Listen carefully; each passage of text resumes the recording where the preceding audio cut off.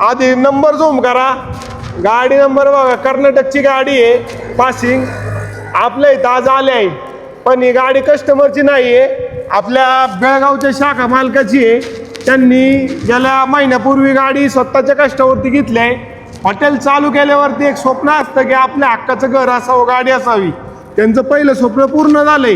नोकरी केल्यावरती स्वप्न पूर्ण होत नाही, पण व्यवसायात स्वप्न पूर्ण होतात. त्याचं उत्तम उदाहरण आपल्या बेळगाव शाखेचे मालक.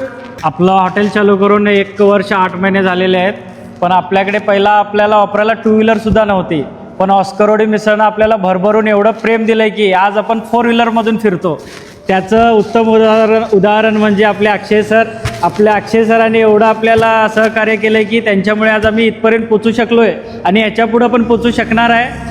तरी सगळ्यांचा आशीर्वाद आमच्यावरती तसाच राहू दे. जेव्हा तुम्ही तिरुपतीला जाता, बेळगाववरून कोल्हापूरला येता, तेव्हा बेळगावच्या पुढं 5 किलोमीटरला आपले ऑस्करवाडी मिसळ आहे. सगळ्यांनी टेस्ट करा आणि आपल्या मराठी माणसाला, बेळगावातल्या मराठी माणसाला असंच सहकार्य करा, असंच प्रेम राहू द्यात. आणि चवीच्या वाटा इथंच येऊन थांबतात. मराठी माणसाने व्यवसायात यायला पाहिजे. स्वतःच्या कुटुंबाची जर परिस्थिती बदलायची असेल तर व्यवसाय करणं गरजेचं आहे आणि तुम्ही ते करून दाखवलं. याचा आम्हाला अभिमान वाटतोय की आयुष्यात काहीतरी आपण करतोय काम, त्याचं सार्थकी होतंय आणि आपल्यासारखे उद्योजक तयार होतात.